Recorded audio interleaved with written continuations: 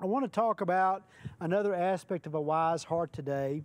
You know, it seems like everywhere we look in the media and on TV and on the internet, there's something new about sleep.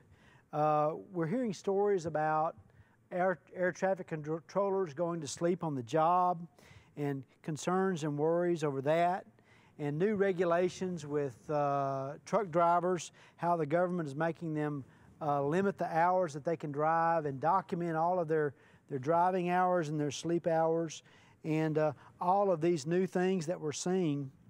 It's interesting, this even affects healthcare workers. There's been new studies that show that if you have elective surgery and your surgeon is a little bit sleep deprived the night before, that you have a risk for more complications. There's also things on the other side of the table with anesthesiologists, that many anesthesiologists are suffering from sleep deprivation as well, and that could affect your outcome. That's always comforting to know, isn't it? You know, now we're starting to limit residents' work hours to 80 hours a week. All of these new things that we're learning about with sleep as all these factors begin to resolve. Interesting, a new thing I saw in the, on the internet the other day is that there's association between interrupted sleep and Alzheimer's disease, of all things. But we're understanding this idea of a wise heart. If you'll look at this slide, I love this. There's a guy that's fixing to go to sleep, taking his sleeping pills, and he sees his cat over here just in a coma, and he says, "Hey, what's your secret?" Well, we know that a wise heart has learned the secret to sleep flows, first of all, out of their relationship with God. It flows out of this relationship with their Creator. And this integrated, holistic approach to their health and spiritual lives and sleep. Understanding that the decisions that we make every day influences the quality of sleep. Decisions that we've talked about earlier, decisions in regard to our priorities and passions with God, decisions about finances, decisions about our relationships with others. But today I want to focus in on one specific thing, and that's our decisions that we make in regards to health. Now, on the surface, it may appear that there should be no spiritual component to this.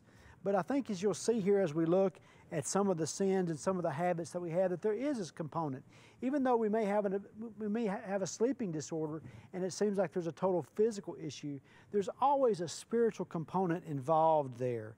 So today, I want to just kind of give you a brief review about a wise heart. We talked about Proverbs chapter 3, verse 21 through 24, the idea that, my son, preserve sound judgment and discernment. Do not let them out of your sight.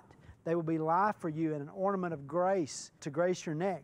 Then you will go on your way in safety, and your foot will not stumble. And when you lie down, you will not be afraid. When you lie down, your sleep will be sweet. What a great promise. We talked about how that was a conditional promise based on making good judgments and good decisions in every area of our life. That connection. And so many times we have that compartmentalization of our life, that disconnect. We don't understand that relationship between all those. And then we looked at that other passage in Ecclesiastes that says the sleep of a laboring man is sweet, whether he eats little or much, but the abundance of the rich will not permit him to sleep. We talked a lot about the first part of this verse, how that if we're working and doing things that God has prepared for us to do and that God is pleased with us doing, then more likely than not, we will sleep well. A good conscience makes a soft pillow. And then we talked a little bit about this idea of a practical sleep test. As we come across people in our lives, always asking this: if I treat this person in this way, will I be able to sleep well tonight?